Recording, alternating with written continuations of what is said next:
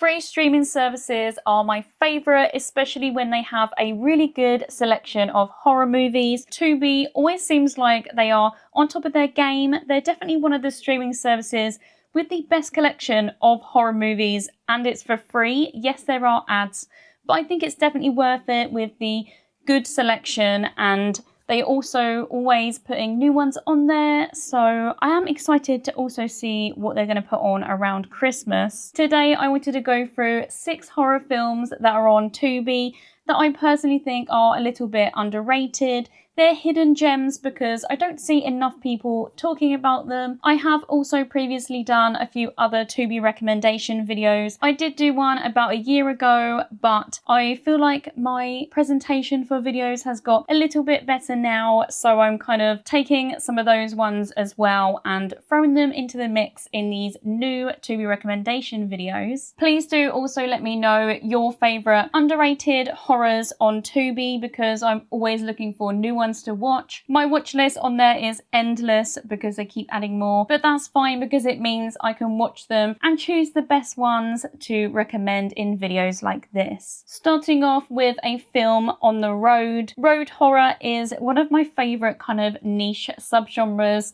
I think it's just because we got so many of them in the 2000s, so any new ones to add to the list is always welcome, and this one is called Alone. We follow Jessica, who is driving by herself on a rural mountainous highway. She is just trying to get away and start fresh because she recently became widowed and just wants a new start. On her travels, she comes across a man in a Jeep who is having some road rage. She tries to overtake him, but he speeds up and nearly causes a crash. After that incident, he does follow her for a little while, but eventually she loses him, but sees him again when she's filling up her gas. Things get really weird when she sees him for a third time after leaving her motel in the morning. He's there and he actually comes up to her and apologizes, but shortly following this she sees him again and he's pretended to be broken down and injured in the middle of the road. She knows what he's doing and knows that he is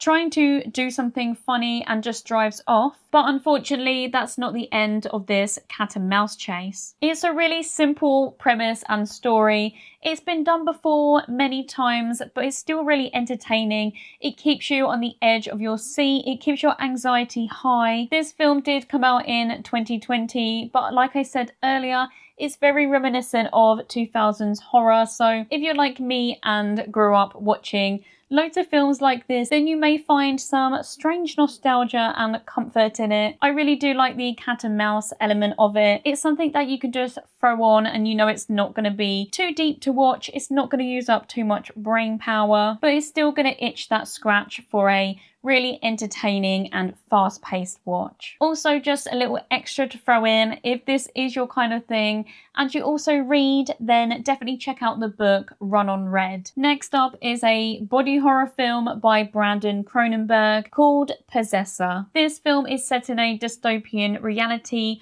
with some really good technology because our main character is an assassin that uses a special technology to control other people's bodies in order to assassinate high-profile targets for work missions. When I watched this for the first time, it quickly became one of my favourite films. I loved the visuals. I loved the whole idea of this film. I've never seen anything quite like it with this actual idea. I feel like all of the Cronenbergs always have really unique concepts for their films. They are, of course, known for body horror, and this one doesn't disappoint. This is really genre bending. I do think it could be enjoyed by a really wide range of audience because it kind of has a little bit of something for everyone, where we get quite a bit of action, we get some psychological, we get the horror, thriller, sci-fi too, of course. We get some gory moments with the body horror as well, which I really appreciate.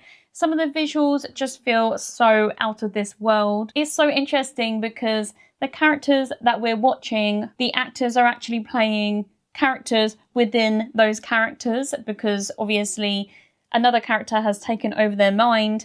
Very confusing, but Very impressive. Next is a found footage film. This is a film that I have previously spoken about quite a few times. I haven't spoken about it in the last few months at least, and that is #MissingCouple. I think this is a really underrated film. It's done in a vlogging style because we follow two video makers. I think they're YouTubers. They're a couple that usually vlog their van life, but they've decided to have a new start and renovate a secluded property, obviously vlogging themselves along the way. I really do like the style of found footage of being like vlogging or live streaming. It reminds me of films like Deadstream and Superhost. Because of the age that we live in now, it just seems like a realistic thing, something that could actually happen. This took a really unexpected turn, which really surprised me in the best way possible. I expected it to be really cheesy, especially with the title, and it did have cheesy moments, of course. It's about this couple that are vlogging their van life, and they are a little bit cheesy, but it's actually done really well, and it shows that you shouldn't judge a film by its title. With this film as well, there are realistic elements. This is a story that could literally happen, and I think that is what just makes it so much more scary. Of course, other things can be scary in films like ghosts and things like that, but it's sometimes those films where we put in these situations that are like real life situations where it just hits different. My next recommendation is a little bit of a sad one, and that is Rent-A-Pal. In this film, we follow a middle-aged man who spends his days caring for his really sick elderly mother. She has dementia and she pretty much relies on him for full-time care. He is really alone. He doesn't have anyone to really talk to. He doesn't have a partner. So he uses a video dating service. This is basically VHS tapes where they would have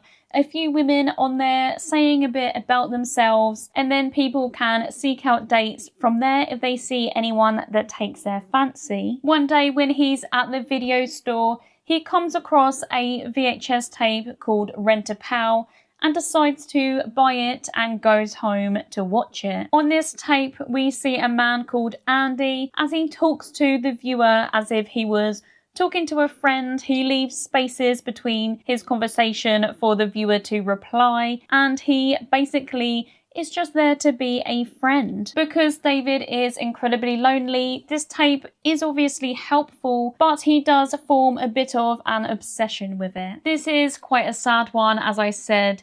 It deals with themes of loneliness, of caring for someone, especially a parent, and also some other darker themes like losing another family member, somebody feeling really low, depression, and really bad mental health. So it's a heavy one. It's not really one to just throw on.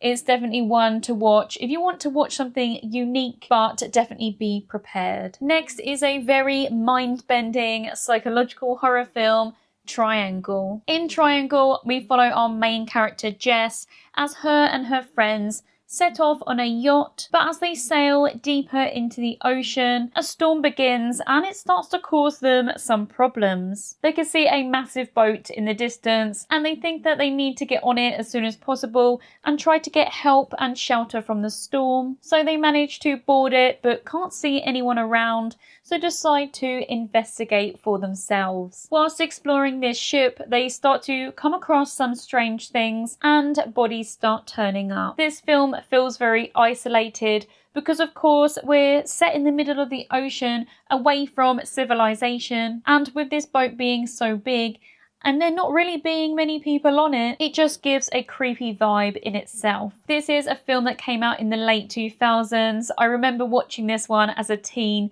and absolutely loving it because it really does go in some unexpected directions. It definitely has you thinking and on the edge of your seat for most of the film, really wanting to know what the hell is happening and how this film is going to end. Triangle is the kind of film that will have you feeling like a detective because you'll be suspicious of everyone, thinking of 50 different scenarios. Things really do get wild, and it's just one that you won't forget. And lastly, let's end on a cheesy 80s film, Chopping Mall. In my opinion, this is one of those films that is just so cheesy. It's kind of bad, but I put it in the category of so bad that it's good and really comforting. I really do enjoy these kind of 80s films where you just stick it on, you know you're going to be thoroughly entertained throughout.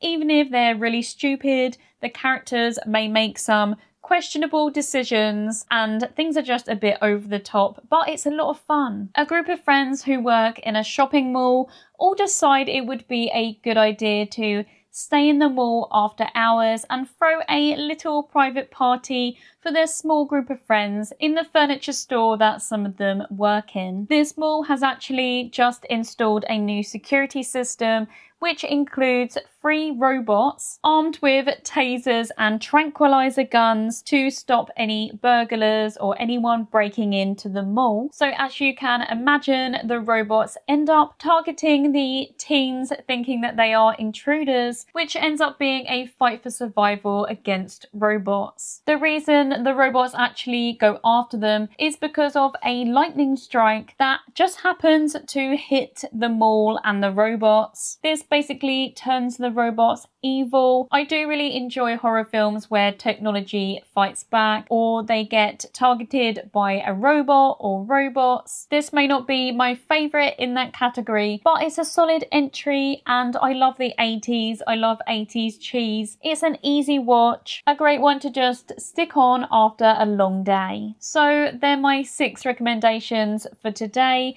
Let me know if you've seen any of these and what you thought of them. I'm really hoping we get a few more horror films that centre around Christmas to be put on Tubi so I can do a kind of Christmas edition of this. There are 2 or 3 films so far that are horror Christmas that I do enjoy that would be part of that list, but I guess we shall see. Thank you so much for being here and supporting my channel. If you did want additional content and to support me further, then you can always join my Patreon or YouTube subscriptions. But I appreciate you just being here and hanging out with me today anyway. I'll see you again in another one very soon.